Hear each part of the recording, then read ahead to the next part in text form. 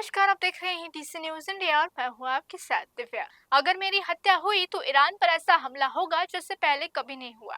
Trump की कड़ी चेतावनी। तेहरान ने कहा, हमें अमेरिका पर जरा सा भी भरोसा नहीं।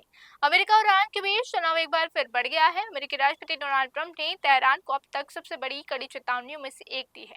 उन्होंने कहा, अगर ईरान उनकी हत्या करने की कोशिश करता है तो उन्हें ईरान पर भूतपूर्व सैन्य हमला करने के निर्देश पहले ही दे दिए गए हैं। एक इंटरव्यू में ट्रंप ने कहा कि ईरान लंबे समय से उन्हें अपनी किलर लिस्ट में रखे हुए हैं और उन्हें साफ किया है कि उनकी जान लेने में कोई भी सफल कोशिश अमेरिका की ओर से विनाशकारी जवाबी कार्रवाई को जन्म देगी। ट्रंप ने उन खबरों को खारिज कर दिया जिनमें वो कहा गया कि इजरायली खुफिया एजेंसियों ने हाल ही में उन्हें ईरान की ओर से हत्या की नई साजिश के बारे में चेतावनी दी। उन्होंने जोर देकर कहा, ये खतरा नया नहीं है। ट्रंप की ये बात ईरान की संसद के स्पीकर मोहम्मद बाकिर गालिबाफ ने उस बयान के कुछ घंटों बाद आई जिसमें उन्होंने कहा था कि तेहरान को अमेरिका पर जरा सा भी भरोसा नहीं। अगर वॉशिंगटन पिछले महीने दोनों देशों के बीच हुए समझौते का उल्लंघन करता है तो वे पूर्ण सुरक्षा के लिए तैयार है।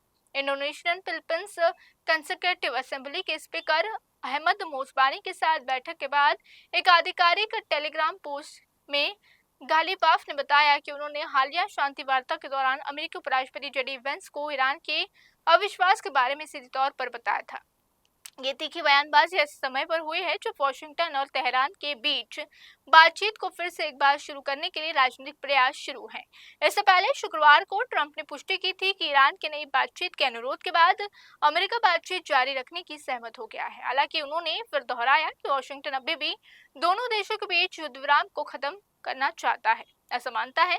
वॉशिंगटन और तेहरान दोनों के सार्वजनिक रूप से रुख को सख्त और साथ ही कठिनाइक रास्ते खुले करने के बीच ये ताजा बयान अमेरिका और ईरान के संबंधों की नाजुक स्थिति को लेकर उजागर करता है।